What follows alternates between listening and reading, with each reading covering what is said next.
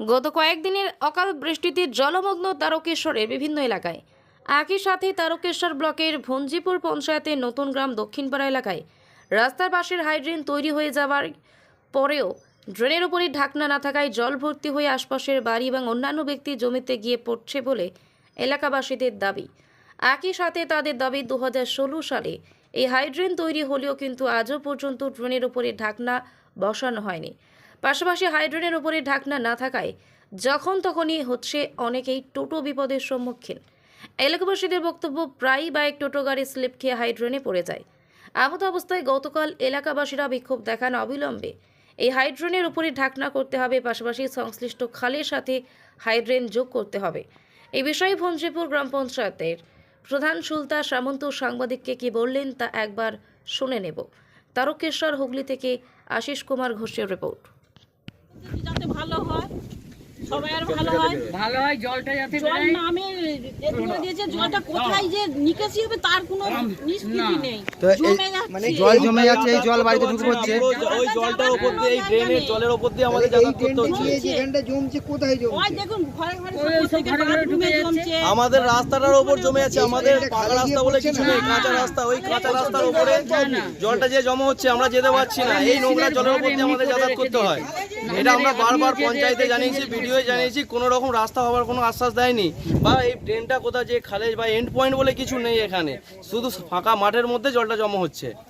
তো এতে তো আপনাদের বাড়ি তো বাচ্চা বা সব বয়স্ক লোকেদের অসুবিধা তো হয়। পায়ে নোংরা জলের উপর দিয়ে যাতায়াত করার জন্য আমাদের পায়ে ঘা হয়ে যাচ্ছে, বিভিন্ন রকম শরীর খারাপ হয়ে যাচ্ছে এবং আতঙ্কতেও রয়েছেন। তো আতঙ্কতেও রয়েছি আমরা। এই বর্ষাকালটা আমরা এই 4 মাস আমরা এই কাদার উপর দিয়ে, নোংরার উপর দিয়ে যাতায়াত করতে হবে। শুধু তাই নয়, ওই জায়গাটাতে আমাদের বাড়ির সামনেটাতে কোনো রকম পাকা রাস্তা বলে কিছু নেই, শুধু কাঁচা রাস্তাই রয়েছে। এইটা আমরা পঞ্চায়েতে ভিডিওতে বারবার জানিয়েছি, লিখিত জানিয়েছি, সবাই একটাই আশ্বাস দিয়ে যাচ্ছে 5 বছর ধরে হবে। আমি প্রদীপ সিংহর কাছে 3 বার গেছি। শুধুমাত্র 40 ফুট মতো হয়তো রাস্তাটা পড়ে রয়েছে, যেটা করার কোনো ইচ্ছা যাচ্ছে না পঞ্চায়েতে।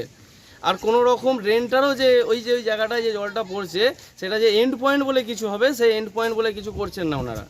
তো আপনারা মানে পঞ্চায়েতেও জানিয়েছেন, ভিডিওতেও জানিয়েছে, কেউ কোনো কিছু শুরু হয় না, শুরু হচ্ছে না। ভিডিও লোক এসেছিলেন যখন ওখানে ড্রেনটা হয়, ওখানে একটা মেশিন করা হয়, তখন আমরা অবজেকশন করেছিলাম যে এইখানে যে করা হচ্ছে এখান থেকে আমাদের জলটা নিকাশি কোথায় হবে। ওনারা বলেছিলেন নিকাশি করে দেওয়া হবে, ভিডিও থেকে শুধু এসে বলেছিলেন। তারপরে আমরা ঘরটা করতে দিই যে আমাদের রাস্তাটাও ঠিকঠাক হয়ে যাবে এবং নিকাশি ব্যবস্থাও হয়ে যাবে, কিন্তু কোনোটাই হয়নি এখনো পর্যন্ত। না পঞ্চায়েত থেকে কোনো স্টেপ নেওয়া হয়েছে, না কোনো ভিডিও থেকে স্টেপ নেওয়া হয়েছে। এইমাত্র যে বললেন যে এটা ভঞ্জিপুর পঞ্চায়েত আমাদের ট্যাক্স নিচ্ছে, কিন্তু এটা বালিগড়ি আমরা তো আর জানি না কোনটা কিসের মধ্যে পড়ে। আমরা যাকে ট্যাক্স দিই, যে অঞ্চলে ট্যাক্স দিই, আমরা তো সেখানেই যাব বারবার, সেখানেই ভোট দিচ্ছি, সেখানেই আমরা ট্যাক্স দিচ্ছি। তাহলে আমরা কাদের কাছে যাব? সেই জায়গাতেই তো আমরা যাব না। তাহলে ওনারা এখানে ট্যাক্স দিতে আসছে কেন? ভোটের আগে ওনারা বলছে যে সব কিছু হয়ে যাবে, যেই ভোটটা কেটে যাচ্ছে আর কোনো বন্ধ আসছে, তাদের দেখাই পাওয়া যাচ্ছে না। এই জল তো প্রতিটা জায়গাতেই জমে আছে, আমার বাড়ির সামনেতেও তো জল জমে আছে, দেখতেই পাচ্ছেন। এটা আমরা সবাই মিলে আলোচনা করে দেখছি, ওপর নেতৃত্বকে জানাচ্ছি, জানিয়ে দেখি যতটা তাড়াতাড়ি সুব্যবস্থা করা যায় ততটাই করব। মানে আগামী দিনে ওই মানুষেরা জল যন্ত্রণাতে মুক্তি পাবে বলছেন? হ্যাঁ, মুক্তি পাবে, দেখছি। এবং একই সাথে দেখা যাচ্ছে যে বেশ কিছু ইলেকট্রিক পোস্টে যে লাইট ছিল সেগুলো নষ্ট হয়ে গেছে, ওগুলোও আমরা ব্যবস্থা করব। ওপর নেত্রীকে বলে আমরা সব ব্যবস্থা করে দেবো। আপনার নাম? সুলতা সামন্ত, ভঞ্জিপুর পঞ্চায়েতের প্রধান। ধন্যবাদ দিদি।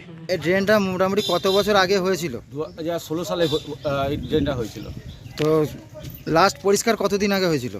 পরিষ্কার মাসে একবার করে এটা পরিষ্কার হয়, কিন্তু পরিষ্কার বলতে কি, যে উপরে নোংরাটা আছে সেটা শুধু পরিষ্কার হয়, এছাড়া কোনো পরিষ্কার নয়। তাও সবটা নয়, কোনো এই একটুখানি ওখানে একটুখানি এইভাবে পরিষ্কারটা হয়। এখন আপনারা কি চাইছেন? আমরা চাইছি ড্রেন, প্রথম চাইছি আমরা যে ড্রেনের জলটা যেন খালে গিয়ে পড়ে, ড্রেনটা ঢাকা দেওয়া হয়। এই ড্রেনটা আজ 100 ফুট 200 ফুট ড্রেন আছে, 200 ফুট ড্রেনটাই ঢাকা দেওয়া নেই। কেন হবে? নোংরা হচ্ছে, বাচ্চা আছে এখানে, এখন ডেঙ্গুর একটা প্রভাব আছে, সেখানে কোনো কিছু ব্যবস্থা নেই। এই ড্রেনটা কতদিন হয়েছে? 2016 সালে হয়েছে। 16 সাল থেকে এইভাবে এইভাবে পড়ে আছে, কোনো রকম ব্যবস্থা নেই। কোনো অ্যাক্সিডেন্ট হয়েছে নাকি এতে? এগুলো অ্যাক্সিডেন্ট তো লেগে গেছে, ড্রেনে পড়ে যায়, রাত্রিবেলা যেতে গেলে অন্ধকারে ড্রেনে পড়ে যায়। হ্যাঁ, অনেকে পড়ে গেছে এখানে। বলে কিছু নেই। আপনার নামটা? আমার নাম গণেশ, গণেশ কি? গণেশ গোস্বামী। আমার আর বাড়ি? বাড়ি থাকে সব নতুন গ্রাম, দক্ষিণ পাড়া। মানসিক ভারসাম্যহীন মহিলা, 70 বছর প্লাস বয়স। আমরা গ্রামবাসী দেখলাম যে মৃত পড়ে আছে ওই পুকুরের মধ্যে। মৃত বডি ভেসে উঠেছিল, সবাই দেখে তারপরে তুলে নিয়ে আসা হলো। কি দেখছেন এই মৃত্যুর? দেখলাম যে মানসিক ভারসাম্যহীন, হয়তো নিজে পড়ে মারা গেছে। কোনো ওইরকম কোনো কিছু মনে হচ্ছে না, আপাতত মনে হচ্ছে না। পুলিশ এসছে? হ্যাঁ, পুলিশ এসছে। পরিবারে কে কে রয়েছে তার? পরিবারে ছেলে রয়েছে, নাতি রয়েছে, 2 ছেলে আছে। আপনার নাম? জাকির হোসেন। কে হন আপনি? গ্রামবাসী। যখন ড্রেনটা যখন হয় তখন এইখানে যখন ঘরটা করে তখন অবজেকশন দেওয়া হয়েছিল, ভিডিওতেও জানানো হয়েছিল। ভিডিওর লোকেও কেউ আসেনি, পঞ্চায়েতের লোকেও কেউ আসেনি, ওরা জোর জবরদস্তি এই মধ্যিখানে এইটাকে বোঝ করে রেখে গেছে। কিন্তু একজনের যে পাশে বাড়িটা রয়েছে সে কুনতে দিয়ে যাবে, তার কোনো একটা রাস্তার সুরাহা করেনি। আমরা তখন অবজেকশন দিয়েছিলাম যে এইখানে এইভাবে দেবেন না। হ্যাঁ, ড্রেনটা এখানে আমরা মেশিন বসিয়েছি, জলটা খালে চলে যাবে, কিন্তু আদৌ জলটা খালে যায় না, আদৌ ওরা কোনোদিন বসায় না, মেশিন চালায় না, ওই নামের ওই ঘরটা বসিয়ে দিয়েছে। মেশিন আছে? হ্যাঁ, কিচ্ছু নেই। তখন একবার যখন নতুন যখন বসিয়েছিল তখন ওই এমনি মেশিন বসিয়েছিল, মিটার ফিটার কিচ্ছু নেই।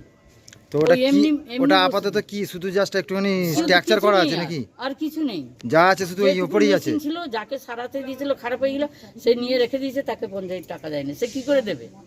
কি করে জানলেন আপনি 50 টাকা দেয়নি? কি ও করে যে সারিছে সেই বললেন। এইবার কি করছে, এই যে বাড়িটা রয়েছে এইভাবে যদি থাকে, ওইটা দিয়ে পঞ্চায়েত রাস্তার কথা বলে দিল, কিন্তু কোনো কিছু একটা রাস্তার মধ্যে কোনো কিছু করলো না।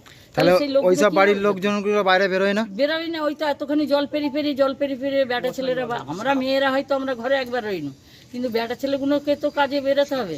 তারা রাত্রেবেলা, দিনের বেলা, রাত্রি 12টা কে 11টা এইভাবে বেটা ছেলেগুলো ঘর ঢুকবে, তো তাহলে কিভাবে ঘরটা ঢুকবে? এত জলের ওপর দিয়ে তো এ তো কম, আপনি পোকা দেখছেন। মাকড় সাপ সবই এটা থাকবে। আমরা ড্রেনের মধ্যে করে দিচ্ছি, ঘরের ভিতরে সাপ ঢুকছে জানেন, তাহলে কি বলবো বলুন তো? ঘরের মধ্যে সাপ ঢুকছে, এবার যে যেমন সাপই হোক একদম নিজেদের মনের প্রাণে ভয় থাকে তো। ঘরে বাচ্চাও তো আছে। বাচ্চাগুলো যদি থাকে, সেই বাচ্চাগুলোর জন্য কি করা যাবে? তাদেরকে তো সবসময় আটকানো যাবে না, তারা ঘরেও থাকবে না। আর বেটা ছেলেরা বাইরে না গেলে আমরা খেতেও পাবো না। আর বেটা ছেলেরা যখন বাইরে যাচ্ছে রাত্রি কোন সময় 12টায় ঢুকছে। তো এখন কি চাইছেন? এখন চাইছি যাতে এইখানটা পরিষ্কার হয়ে ওইটা দিয়ে রাস্তাটা হয়, আর এই মধ্যিখানে এই যে মন্দিরটা করেছে এই মন্দিরটাকে যেন ভাঙা হয়। জানি আমি, সেটা আপনাদেরকে এমনি বললাম। ওটা জলের যে মেশিনটা বসাবে বলে ওখানে যে করেছে সেই মধ্যিখানটা আমরা অবজেকশন দিয়েছি, অবজেকশন দিয়েও কিছু হয়নি।